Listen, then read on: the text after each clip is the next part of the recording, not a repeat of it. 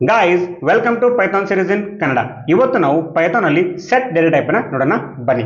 So first question, what is set? Set is a data type which is use to store different data types into single variable.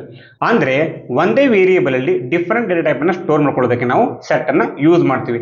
But ಆ ಡೇಟಾವನ್ನ ಯಾವ ತರ store ಮಾಡ್ಕೊಳ್ಳುತ್ತೆ? ಇದು ಅನ್ಆರ್ಡರ್ಡ್ ಅಲ್ಲಿ store ಮಾಡ್ಕೊಳ್ಳುತ್ತೆ.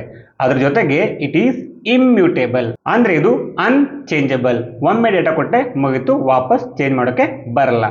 And ಇದು duplicates ಅನ್ನ allow ಮಾಡಲ್ಲ, only unique entries ಅನ್ನ ಮಾತ್ರ ಅಲೋ ಮಾಡುತ್ತೆ. ಸೊ ಸೆಟ್ ನ ಯಾವ ತರ ಬರಿಬೇಕು? ಸೆಟ್ ನ ನೇಮ್ ಅನ್ನ ಕೊಡಿ. ನಾನು ಇವಾಗ ಸೆಟ್ ನೇಮ್ ಅನ್ನ set1 ಅಂತ ಕೊಡ್ತೀನಿ. ಇದಾದ್ಮೇಲೆ ನೀವು ಕಂಪಲ್ಸರಿ ಫ್ಲವರ್ ಬ್ರಾಕೆಟ್ ಅಲ್ಲಿ ಸೆಟ್ ಅನ್ನ ಬರಿಬೇಕಾಗತ್ತೆ. ಇದ್ರ ಒಳಗಡೆ ನೀವು ನಿಮಗೆ ಬೇಕಾಗಿರುವಂತ ಡೇಟಾ ಟೈಪ್ ಅನ್ನ ಕೊಡಿ. ಫಾರ್ ಎಕ್ಸಾಂಪಲ್, ಇಂಟೀಜರ್ ಬೇಕು ಅಂದ್ರೆ 10, 20 ಅಂತ ಕೊಡಿ. ಫ್ಲೋಟ್ ಬೇಕು ಅಂದ್ರೆ 10.5 ಅಂತ ಕೊಡಿ. ಅಥವಾ ನಿಮಗೆ ಸ್ಟ್ರಿಂಗ್ ಬೇಕು ಅಂದ್ರೆ ಯು ಕ್ಯಾನ್ ಗಿವ್ ಹಾಯ್ ಅಂತ ಕೊಡಿ. ಈ ತರ ನೀವು ಡಿಫರೆಂಟ್ ಡೇಟಾ ಟೈಪ್ ಅನ್ನ ಇದರಲ್ಲಿ ಸ್ಟೋರ್ ಮಾಡಬಹುದು. ಇದನ್ನ ಪ್ರಾಕ್ಟಿಕಲಿ ನೋಡೋಣ ಬನ್ನಿ.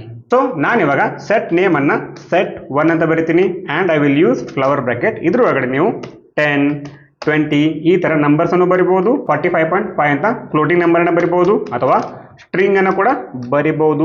ನೀವು Boolean value true or false ಅನ್ನು ಕೂಡ ಇದರಲ್ಲಿ ಬರಿಬಹುದು. ನಾನು ಇವಾಗ ಇದನ್ನ ಪ್ರಿಂಟ್ ಮಾಡ್ಬೇಕಂದ್ರೆ ನಾನು ಪ್ರಿಂಟ್ ಅಂತ ಬರೆದು ಇದ್ರೊಳಗಡೆ ಆ ಸೆಟ್ ನ ನೇಮ್ ಅನ್ನ ಪಾಸ್ ಮಾಡ್ತೀನಿ. ಅಂಡ್ ಇಫ್ ಐ ರನ್, ನೋಡಿ ಔಟ್ಪುಟ್ ಅಲ್ಲಿ ನಂಗೆ ಸೆಟ್ ಪ್ರಿಂಟ್ ಆಗ್ತಾ ಇದೆ. ಬಟ್ ಇವಾಗ ಅಬ್ಸರ್ವ್ ಮಾಡಿ, ನಾನು ಕೊಟ್ಟಿರುವಂತ ಎಂಟ್ರಿ ಆರ್ಡರ್ ನೋಡಿ, ಆಮೇಲೆ ಔಟ್ಪುಟ್ ಅಲ್ಲಿ ಬರ್ತಿರುವಂತ ಆರ್ಡರ್ ನೋಡಿ, ಬೇರೆ ಬೇರೆ ಇದೆ. ಇದರರ್ಥ ನಾನು ಕೊಟ್ಟಿರೋ ಆರ್ಡರ್ ಅಲ್ಲಿ ಡೇಟಾ ಸೇವ್ ಆಗಲ್ಲ, ಇಟ್ ಈಸ್ ಅನ್ಆರ್ಡರ್ಡ್. ನೆಕ್ಸ್ಟ್ ಏನು, ಡೂಪ್ಲಿಕೇಟ್ಸ್ ಅಲೋ ಮಾಡಲ್ಲ. ನಾನು ಇವಾಗ ಇದೇ ಜಾಗದಲ್ಲಿ 10 ಅಂತ ಆಡ್ ಮಾಡ್ತೀನಿ. ಇವಾಗ ನಾನು ವಾಪಸ್ ಪ್ರಿಂಟ್ ಮಾಡಿದ್ರೆ ನೋಡಿ ನಂಗೆ ಒಂದೇ 10 ಪ್ರಿಂಟ್ ಆಗ್ತಾ ಇದೆ, ನಂಗೆ ಇನ್ನೊಂದು 10 ಪ್ರಿಂಟ್ ಆಗ್ತಿಲ್ಲ. ಇದರರ್ಥ ಡೂಪ್ಲಿಕೇಟ್ಸ್ ಅನ್ನ ಇದು ಅಲೋ ಮಾಡಲ್ಲ.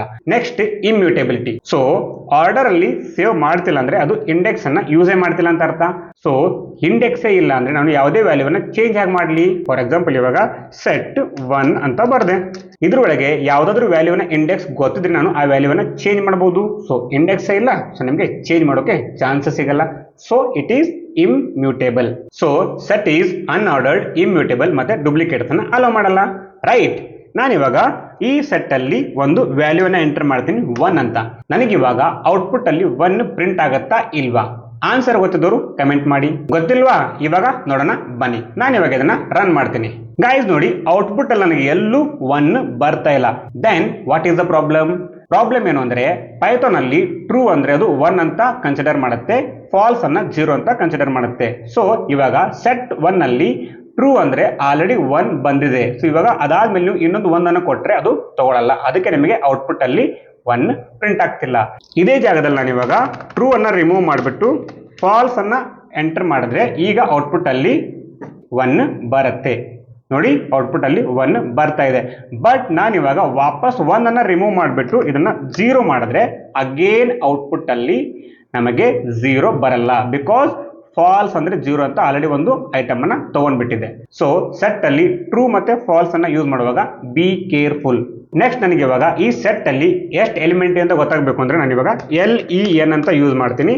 ಅದ್ರ ಒಳಗಡೆ ನಾನು ಈ ಸೆಟ್ ನೇಮ್ ಅನ್ನ ಪಾಸ್ ಮಾಡ್ತೀನಿ. So it will count and give the total elements. ನೋಡಿ ಔಟ್ಪುಟ್ ಅಲ್ಲಿ 5 ಬರ್ತಾ ಇದೆ. ಇದರರ್ಥ 6 ಎಲಿಮೆಂಟ್ ಇದೆ, ಬಟ್ ಇದು ಡೂಪ್ಲಿಕೇಟ್ಸ್ ಅನ್ನ ಅಲೋ ಮಾಡ್ತಿಲ್ಲ, ಅದಕ್ಕೆ ಲಾಸ್ಟ್ ಅನ್ನ ಕನ್ಸಿಡರ್ ಮಾಡಿಲ್ಲ. ಸೊ ಟೋಟಲಿ 5 ಎಲಿಮೆಂಟ್ಸ್ ಅನ್ನ ಇದು ಕೌಂಟ್ ಮಾಡಿ ಪ್ರಿಂಟ್ ಮಾಡ್ತದೆ. ನೆಕ್ಸ್ಟ್ ನಿಮಗೆ ಡೇಟಾ ಟೈಪ್ ಬೇಕು ಅಂದ್ರೆ ಟೈಪ್ ಅಂತ ಯೂಸ್ ಮಾಡಿ ಸೆಟ್ ನೇಮ್ ಅನ್ನ ಪಾಸ್ ಮಾಡಿದ್ರೆ ಅದರ ಡೇಟಾ ಟೈಪ್ ಅನ್ನ ಇದು ಪ್ರಿಂಟ್ ಮಾಡುತ್ತೆ. ನೋಡಿ ಸೆಟ್ ಅಂತ ಹೇಳ್ತಾ ಇದೆ.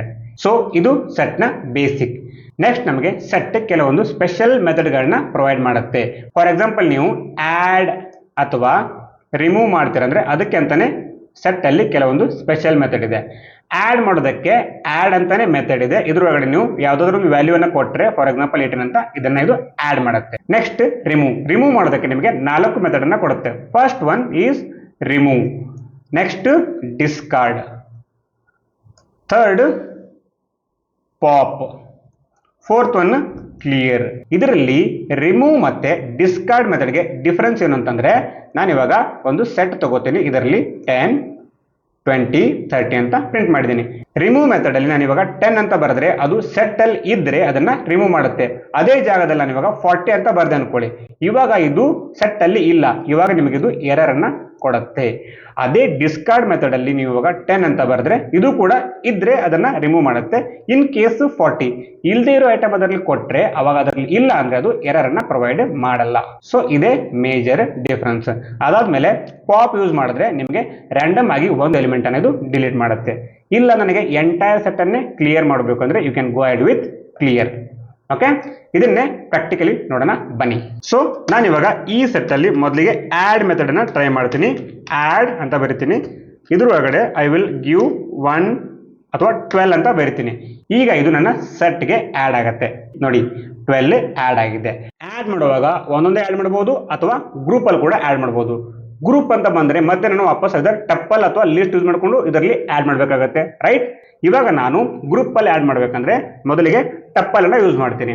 ಅದ್ರ ಒಳಗಡೆ 13, 12, 14 ಅಂತ 3 ವ್ಯಾಲ್ಯೂ ಇರುವಂತ ಒಂದು ಟಪ್ಪಲ್ ಅನ್ನ ಆಡ್ ಮಾಡೋಕೆ ಟ್ರೈ ಮಾಡ್ತೀನಿ. ನೋಡೋಣ ಆಡ್ ಆಗತ್ತಾ ಇಲ್ವಾ ಅಂತ.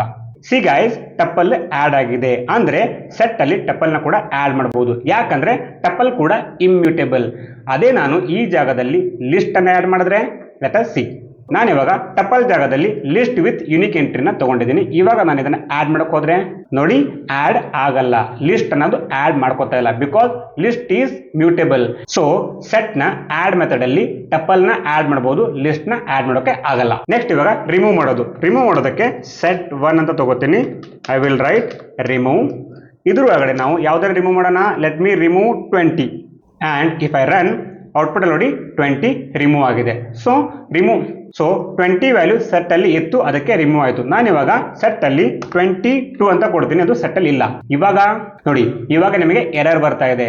ಅಂದ್ರೆ ರಿಮೂವ್ ಮೆಥಡ್ ಅಲ್ಲಿ ಸೆಟ್ ಅಲ್ಲಿ ಇಲ್ದೇ ಇರೋ ವ್ಯಾಲ್ಯೂನ ಕೊಟ್ರೆ ಅದು ಎರರ್ ಅನ್ನ ತೋರಿಸುತ್ತೆ. ನೆಕ್ಸ್ಟ್ ನನಗೆ ಇವಾಗ ಎರರ್ ಬರಬಾರ್ದು ಅಂದ್ರೆ ಅದಕ್ಕೆ ನೀವು ಡಿಸ್ಕಾರ್ಡ್ ಅಂತ ಮೆಥಡ್ ಇದೆ, ಅದನ್ನ ಯೂಸ್ ಮಾಡ್ಕೋಬೇಕಾಗತ್ತೆ. ಇದರಲ್ಲಿ ನಾನು ಇವಾಗ 22 ಅನ್ನ ಪಾಸ್ ಮಾಡಿದ್ರೆ ಸೊ ರಿಮೂವ್ ಮೆಥಡ್ ಅನ್ನ ಕಮೆಂಟ್ ಮಾಡ್ತೀನಿ. ಇವಾಗ ನನಗೆ 22 ಸೆಟ್ ಅಲ್ಲಿ ಇಲ್ಲ, ಬಟ್ ಎರರ್ ಬರಬಾರ್ದು ಅಂದ್ರೆ ನಾನು ಇವಾಗ ಡಿಸ್ಕಾರ್ಡ್ ಅನ್ನ ಯೂಸ್ ಮಾಡ್ತೀನಿ. ನೋಡಿ ಔಟ್ಪುಟ್ ಅಲ್ಲಿ ವಿತೌಟ್ ಎರರ್ ಪ್ರಿಂಟ್ ಆಗ್ತಾ ಇದೆ. ನೆಕ್ಸ್ಟ್ ಬರೋದು ಪಾಪ್ ಮೆಥಡ್. ಪಾಪ್ ಏನ್ ಹೇಳುತ್ತೆ, ನೀವು ಪಾಪ್ ಅನ್ನ ಯೂಸ್ ಮಾಡಿದ್ರೆ ರ್ಯಾಂಡಮ್ ಆಗಿ ಒಂದು ಎಲಿಮೆಂಟ್ ಅನ್ನೋದು ರಿಮೂವ್ ಮಾಡುತ್ತೆ. ಡಿಸ್ಕಾರ್ಡ್ ಅನ್ನ ಕಮೆಂಟ್ ಮಾಡ್ತೀನಿ ಅಂಡ್ ಇಫ್ ಐ ರನ್ ನೋಡಿ ಔಟ್ಪುಟ್ ಅಲ್ಲಿ ನಿಮಗೆ ಒಂದು ಎಲಿಮೆಂಟ್ ರಿಮೂವ್ ಆಗಿದೆ. ಯಾವ್ದಾಗಿದೆ ನೋಡಿ, ಫಾಲ್ಸ್ ಅನ್ನೋದು ರಿಮೂವ್ ಮಾಡಿದೆ. Okay, this is pop method. So last method ನನಗೆ ಇವಾಗ ಸೆಟ್ ಅಲ್ಲಿ ಯಾವ್ದು ಎಲಿಮೆಂಟ್ ಬೇಡ ಅಂದ್ರೆ you can go with set with clear method. ಇದನ್ನ ರನ್ ಮಾಡಿದ್ರೆ you will get empty set. So ಇದು ಪೈಥಾನ್ ಅಲ್ಲಿ ಸೆಟ್ ಡೇಟಾ ಟೈಪ್ ಅಂದ್ರೆ ಏನು ಮತ್ತೆ ಅದ್ರೊಳಗಡೆ ಇರುವಂತಹ ಮೆಥಡ್ಸ್. ವಿಡಿಯೋ ಇಷ್ಟ ಆದ್ರೆ ಲೈಕ್ ಮಾಡಿ, ಅರ್ಥ ಆಗ್ತಿದ್ಯಾ ಸಬ್ಸ್ಕ್ರೈಬ್ ಮಾಡಿ ಅಂಡ್ ಹ್ಯಾಗ್ ಅನ್ಸಂತ ಕಮೆಂಟ್ ಮಾಡಿ. ಅಂಡ್ ನಿಮ್ಮ ಫ್ರೆಂಡ್ಸ್ ಯಾರಾದರೂ ಕನ್ನಡದಲ್ಲೇ ಪೈಥಾನ್ ನ ಕಲಿಬೇಕು ಅಂದ್ರೆ ಅವ್ರಿಗೆ ವಿಡಿಯೋನ ಶೇರ್ ಮಾಡಿ. ನೆಕ್ಸ್ಟ್ ವಿಡಿಯೋ ಸಿಗೋಣ. ಎಲ್ಲರಿಗೂ ಬಾಯ್ ಅಂಡ್ ಟೇಕ್ ಕೇರ್.